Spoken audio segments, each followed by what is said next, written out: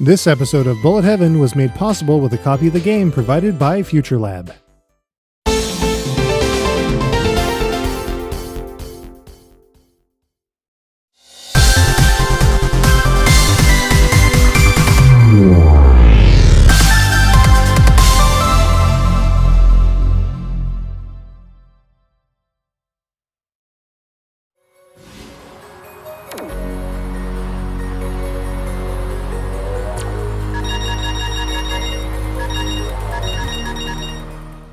Sometimes you need a game that has more than just elements of one genre stuffed into another. Sometimes you need a game that straight up alternates between one game type and a completely different one. Games like the ones we've seen over the last 10 years have done a pretty good job of combining game types into a singular experience. But here's one that switches things up into distinct, separate sequences, and it's pretty awesome.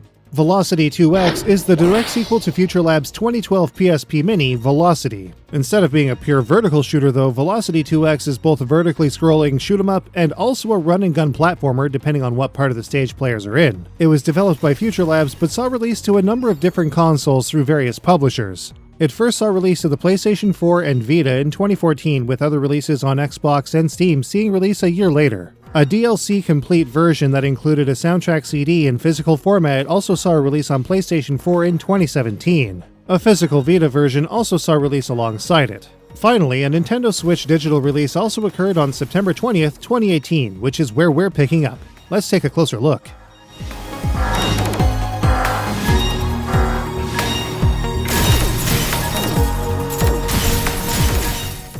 Velocity 2X follows the story of Lieutenant Kai Tana, an augmented cybernetic girl escaping from and dishing the pain to the Vok Empire. Some might say that Velocity 2X is a game that has a bit of a split personality, but we like to think that it's kind of like a coin. It has two totally different separate sides, but it has the same value regardless of the one you see. So let's take a look how each side operates. In the shmup phase, players can move their ship around the screen with either the D-pad or left analog stick. Like a lot of recent indie shooters we've seen lately, Velocity 2X has true analog controls, which allows players to fine-tune their movement according to how much they tilt the stick, rather than all-or-none digital style 8-way control.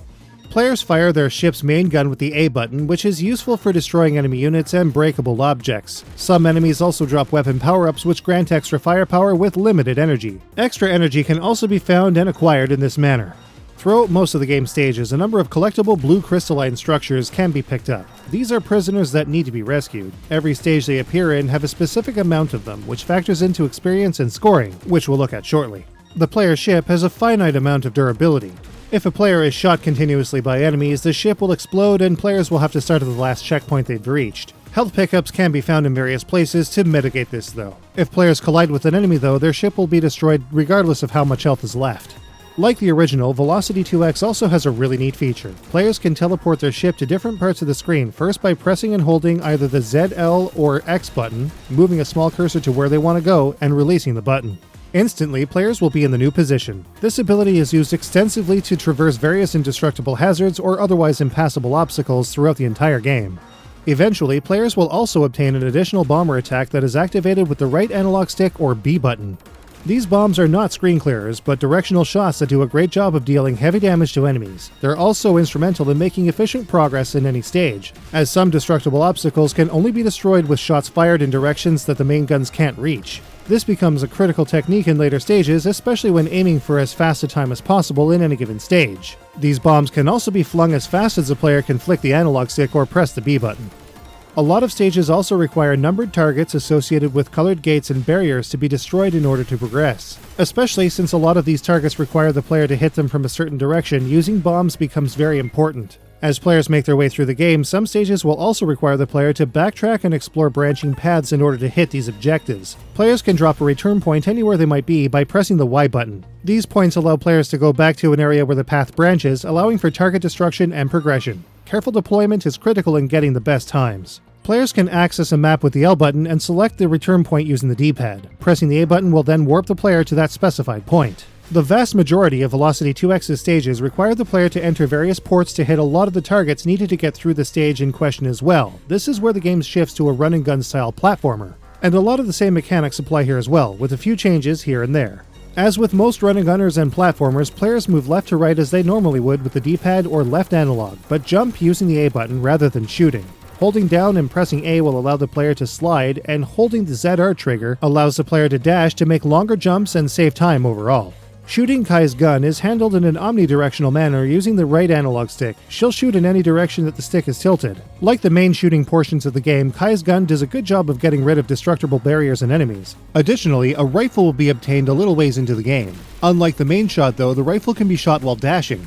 Like Kai's ship, she too has the ability to teleport a short distance in any direction by way of the X or ZL trigger. She'll also eventually gain access to telepods. These telepods can be used in the same manner as the shooting stages to create a restore point, but they can also be thrown and bounced to reach trickier areas, with immediate teleportation by double pressing Y. In general, Kai's teleport is often used in conjunction with dashing, shooting, teleporting, and jumping, or all of the above to clear really complex hazards, obstacles, and death traps.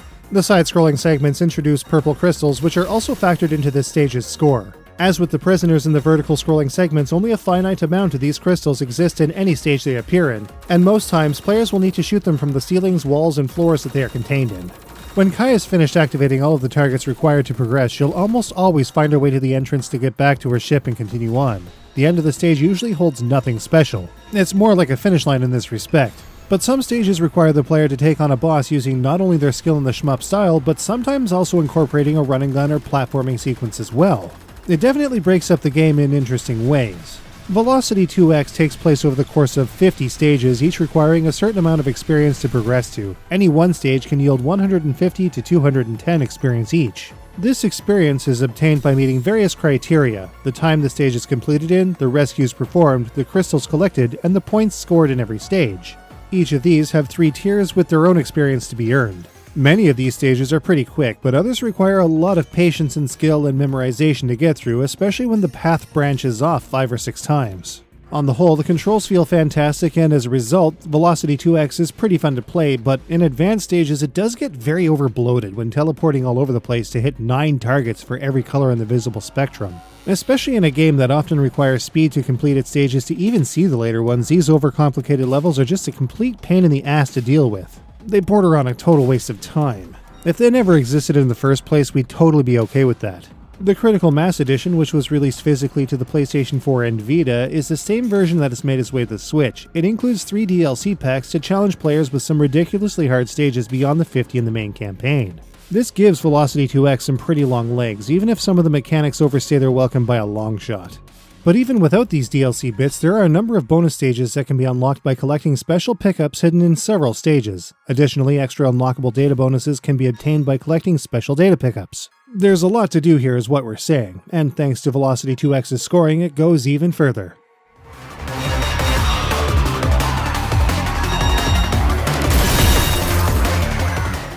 The scoring in Velocity 2X is handled in a stage-by-stage manner, much like other games we've taken a look at in the past, such as Bang.io, Aces of the Luftwaffe Squadron, and RX Raijin. The player's score is gauged in a number of different ways. As stated before, experience from 4 main criteria are required to make progress through the main game, but the better the player does in each of these fields, the better their overall score will be. Each of these categories will have 3 tiers that will reward the player with anywhere from 10 to 20 experience per tier. Obviously, the better the player does, the more experience they'll get. The only in-game score per se is received by destroying enemy units and obstacles, and typically doesn't make it past a few thousand points. While rescuing prisoners, collecting crystals, and scoring points in every stage are capped with maximum values, the time taken to do it all can really be whittled down and can push the stage online scores to pretty high heights. And if players can hit all of the category's highest goals in a single run, an additional perfect emblem is added to the increasingly more lavish medal in the left-hand side of the screen. Online leaderboards exist for every stage in the game, complete with a list for global and friend scores. All of these scores can be scrolled through, and the player's score is shown in the bottom left-hand corner of the screen. This gives players a good idea of where they stand in the global rankings. Going through each score can be time-consuming though, as there is a considerable load time for each table. Worse still, scrolling beyond the first batch on screen also requires a lengthy load time. It's not ideal, but it's something. At least within the first 30 stages or so, the scoring system does lead to a just one more try feel that will surely encourage players to aim for a perfect run for each stage. Paired with the online leaderboards, this should lead to a decent amount of replay value.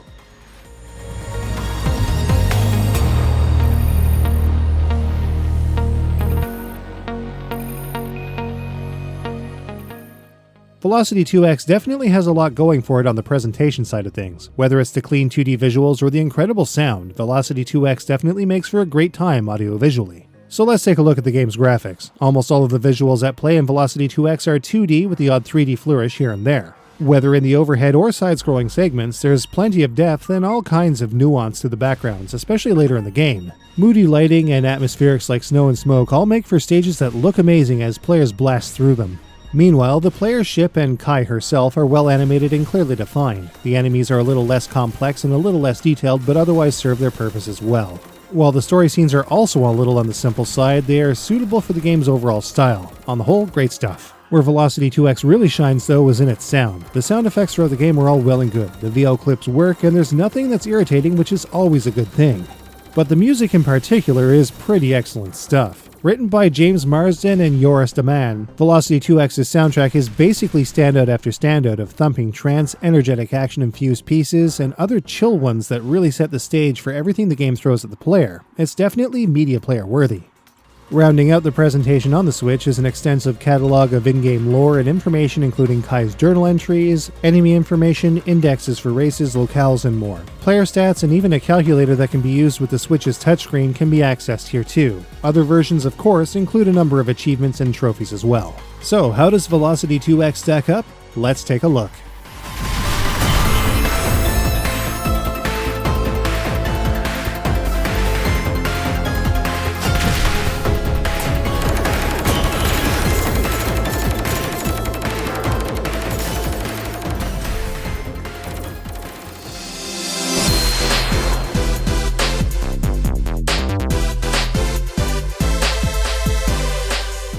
The controls for both the vertical and run-and-gun sections feel great on the whole. However, there will be times when the overall setup is just a bit too obtuse for the more ridiculous jumps and obstacles. It's going to take a lot of time and practice to get every stage down to where a perfect medal is achieved in Velocity 2X. The extra DLC challenges included with this release are even harder. So if it's challenge you want, Velocity 2X has it. There are over 50 stages to take on in Velocity 2X, but we feel that it's definitely on the over-bloated side, especially the stages that force the player to crisscross, backtrack, and slog through massive, boring mazes. The visuals in Velocity 2X hit the spot, but some elements, like most of the enemies, are on the simple side. But the sound more than makes up for the visuals, with great effects and an amazing OST. On the surface, Velocity 2X is a pretty innovative feeling game with rock-solid mechanics and sharp gameplay, but it collapses upon itself later on with obtuse mazes and suffers from a brick wall halt to the action because of them. Velocity 2X on Nintendo Switch sells for about $15 US as of this episode, so its value is pretty great for the content it provides. Physical versions on the Vita and PS4 are also available for marginally more, with the PS4 version also including the amazing soundtrack on CD. Velocity 2X was a game that we really enjoyed on the outset and for most of the game. It's too bad that it loses so much steam in the very end with the completely overused maze stages. Still, if players have time to burn on them, Velocity 2X is still a fine game to have in their libraries. Velocity 2X gets a 4.25 out of 5. You can get a copy of Velocity 2X on all major platforms digitally or at retail for PlayStation 4 and PlayStation Vita. Alright, we heard you, we reached out, and now it's time for Zero Ranger, followed by Fast Striker on PlayStation 4. We're also powering through to bring you a ton of shooting coverage in Series 10, including what could be the first of many top 10s. See you in the next episode.